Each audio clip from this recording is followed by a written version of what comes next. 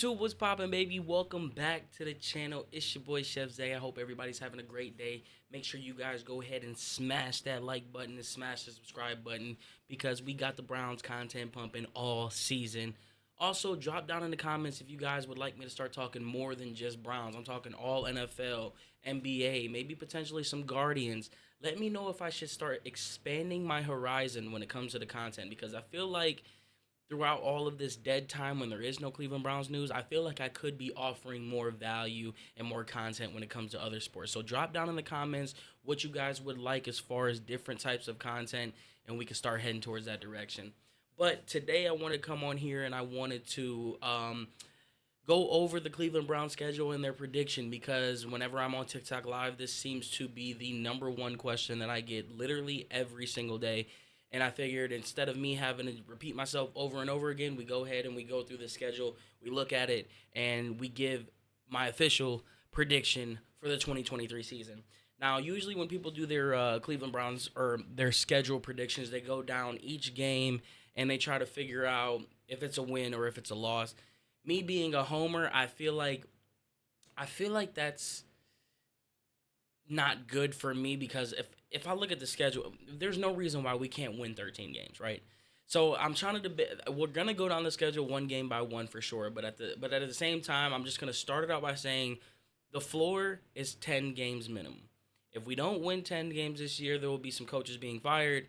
We may not even make the playoffs with 10 wins, seeing as how stacked the AFC is this year. And honestly, if we only win 9 games, I'm gonna kind of look at it as a failed season, because this team has way too much talent to only win 9 games this year. So when we take a look at the schedule, I'm just gonna go off the rip and just say we need to win 10 games. So let's start it there and let's go ahead and take a look at the schedule. I'm sure you've all have seen it. We start out week one with Cincinnati. So you guys know how I feel about Cincinnati. It's a home opener, at home. Obviously, that's what a home opener is. But we tend to play Cincinnati really, really well. Now, they did sign a huge addition on their offensive line this year in Orlando Brown Jr., and that's going to help them tremendously because we all know Cincinnati can't protect Joe Burrow to save their life. So I think this is going to be one of those years where we're knocking on the door, where we could potentially go 4-0 into the bye week. I mean, look at this. Cincinnati, I'm going to mark that up as a dub, especially at home. At Pittsburgh, Monday Night Football. This, for it being a Monday night game,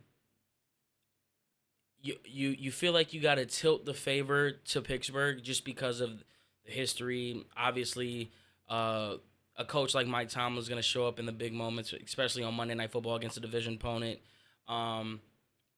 So you could slightly tilt the scale towards Pittsburgh, but you know me. I'm going for a Pittsburgh sweep this year. I'm gonna mark that up as a dub.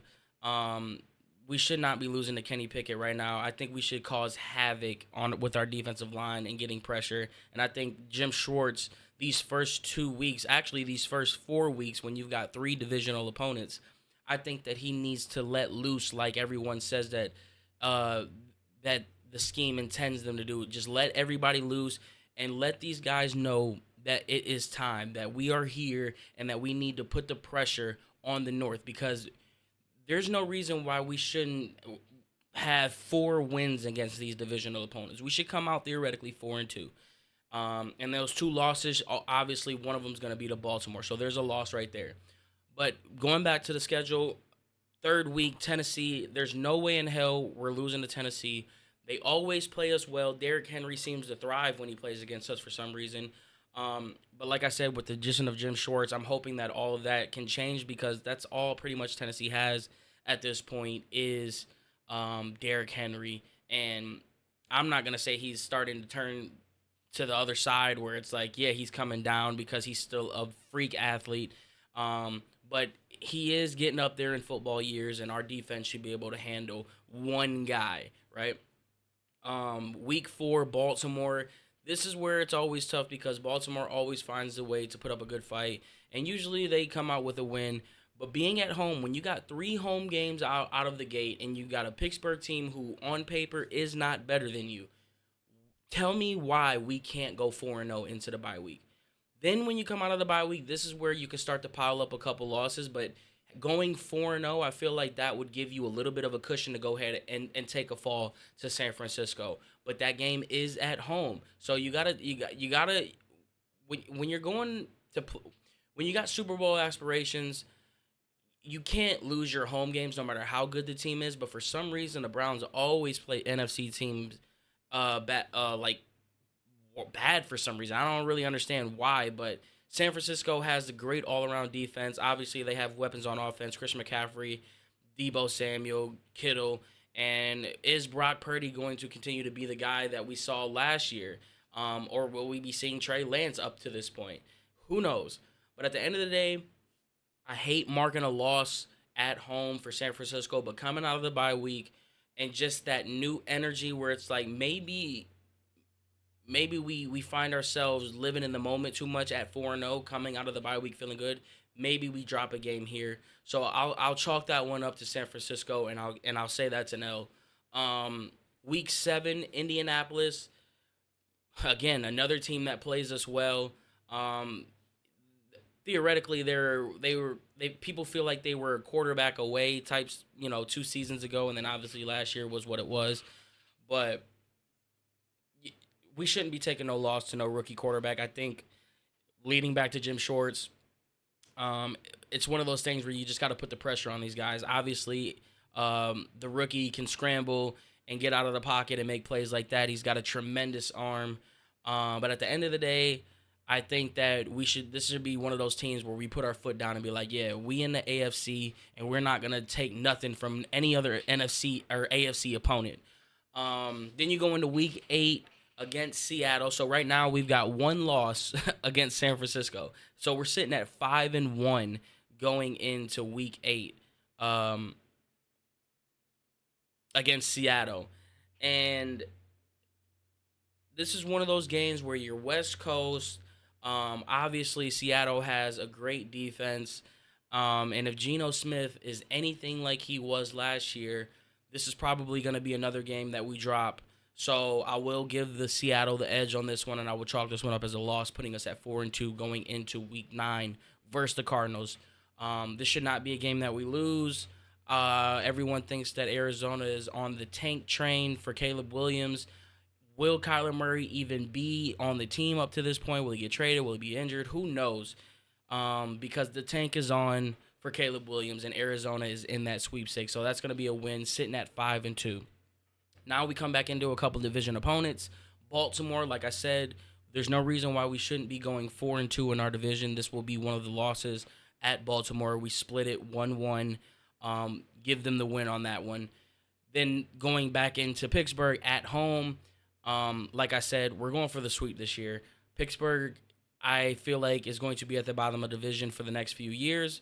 Not like my boy Fantasy, my boy Max always says, like, they're going to be poverty for the next decade. I don't believe in that. Unfortunately, as much as I hate the Pittsburgh Steelers, I respect their franchise as far as what they've done as far as long as I've been alive. I've seen nothing but perfection from them. Not necessarily perfection, but when you've got a coach who's never been under 500 while being the head coach, it's kind of hard to sit here and say that a team is going to be poverty for the next 10 years when their track record shows that is not the case. So I'm going to go ahead and give them the benefit of the doubt on that long term. But this year, we go and sweep, and we letting the AFC North know that we are here. By this time, Deshaun Watson should be in stride. Deshaun Watson should be looking like his old self, and we should be playing with a lot of rhythm. Now, you go back-to-back 4 o'clock games versus Denver, Mile High City, so that's going to be a little bit of a challenge. The real question, I think, with this team is, what is Russell Wilson going to look like with Sean Payton? I think this game is a toss-up right now because if you were just looking at what we saw last year, this should be an easy dub, which there are no easy dubs in the NFL, but this should be one of those games where we go in and for some reason, Denver's defense always seems to play us really well, but our offense should be too much to this point. Like I said, we should be in rhythm. Guys should be in stride. Deshaun should be hitting the arrow because he's throwing bombs to Marquise Goodwin. You know what I mean? Like, that's what we should be looking at here. So it's kind of hard to say because I want to give us a loss versus the Rams just because for some reason I feel like bright lights. I could see us getting in the moment down there in LA. Um, so I don't know if I want to chalk the loss up to Denver or do I want to chalk the loss up to LA because at the end of the day I don't think we lose both. Um, could we lose both? I absolutely do. I think the way that we lose both is if Denver catches us by surprise, punches us in the mouth, we lose by a little bit, and then we go next week versus LA and we somehow lose on like a game-winning field goal or a game-winning drive or somewhere along that line. I don't think they like convincingly beat us, but it's one of those games where we shouldn't lose that we could lose. So I'll you pick your poison. We either lose versus Denver, lose versus the Rams. I don't care which one. Either way, you mark that up. One, two, three, four, five, six, seven, eight. We're at 8 wins going into the Jacksonville game at home. Now this is where things could start to get a little choppy because out of these last five opponents, I feel like we will lose it two of them, potentially three. And the two that I think that we could potentially lose is obviously the Jets at home in December. A Rod, we know how it is. If playoff implications or anything, A Rod's going to come to play. And we all know how the head coach of the Jets has their team ready to come out and fight. So I feel like that could be one of those games where we potentially do lose. So I'm gonna mark that Jets game up as a loss. Cincinnati, I do think we split the series with them as well at home. There's gonna be a lot of playoff implications going on at this point, but I'm hoping that our 10 wins should be one of those things where if we're not fighting for the AFC North, I don't really want a wild card spot, but it is what it is at the end of the day. You got to get in, and we should not be losing to Chicago or Houston. So back to the Jacksonville game. If Trevor Lawrence is balling out, I could see us losing that game. I really could genuinely see us losing that game. But I don't think we are gonna lose it. Like this season, it felt like this last season, and it kind of felt like this with Baker Mayfield after the 2020 season. And that's why I'm trying not to say it now. But there's always that one team every year that comes out and it's like, wow, they won 12 games, or wow, they won 13 games, and it's like, how did they, like, you weren't expecting them to do that. And I think everyone has so many doubts against Deshaun Watson, doubts against that we're just the Browns, and that's what everyone resorts to as far as why we can't do it. But no one's actually giving valid reasons as to why we can't go out there and have a 13-win season. So I want to go out on a limb and say that we can pull out 13 wins. That's why I put the floor at 10 wins because I think that those 3 wins could all be one of those, dang, we could have won this game, and dang, we should have won this game, and dang, we just let this one get away from us. So it's like 13-4. You lose Cincinnati one time, you lose to Baltimore one time, you lose to the Jets, and like I said, the game between Denver and Los Angeles, you lose one of those, that's 4. So there's your 13 wins right there. And then if you want to chalk up that Jacksonville win, 12 wins for this team is so reasonable, especially with how the schedule is going into I think the early bye week is going to help as far as rhythm because at the end of the day, Deshaun Watson still hasn't played a lot of football. He still only has that 6 games under his belt. And then he had another big off season that he had to go through. But this time, he has a full off season. And what better way to come out with 3 divisional opponents that you are clearly, I won't say clearly better than on paper, because Cincinnati, obviously, you got to give them the number 1 spot because they've earned it. But I think Baltimore is trying to figure out what they're going to do as far as future-wise. Pittsburgh, like I talked about them, I don't think they'll be poverty for the next 10 years, but I do think they'll be on a downhill trend for the next 5 years maybe.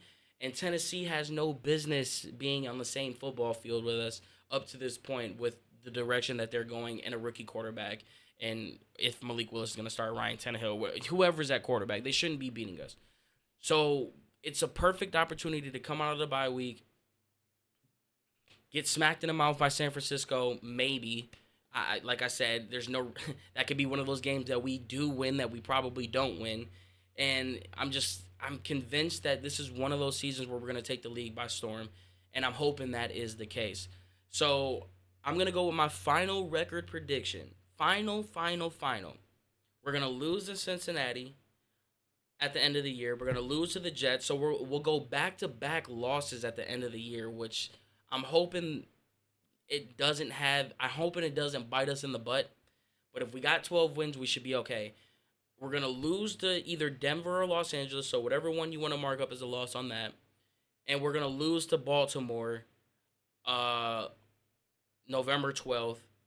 And I'm gonna go one more loss and say that we lose to the San Francisco 49ers right out of the bye week. So I keep telling everyone that the minimum is 10 games. I think that my final record prediction for right now, because I think things can change in training camp, is DeAndre Hopkins. Where is could he still land with us? I still think that's a possibility. Will Kareem Hunt come back on a very, very cheap deal, seeing as though he's not signed with anyone?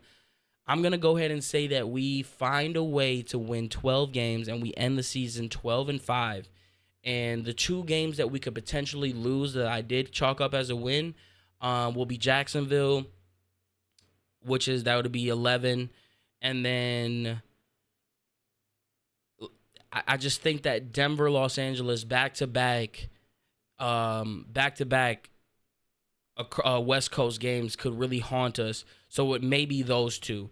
But the way I'm looking at it now, it's like, man, that second half of the season is brutal. We are going to need those easy wins when it comes to Houston, Chicago, Arizona. We're gonna need those wins, because if it's anything like I'm predicting right now, we lose back to back weeks, week 17 and 18. That could deem trouble. So let me know what you guys think.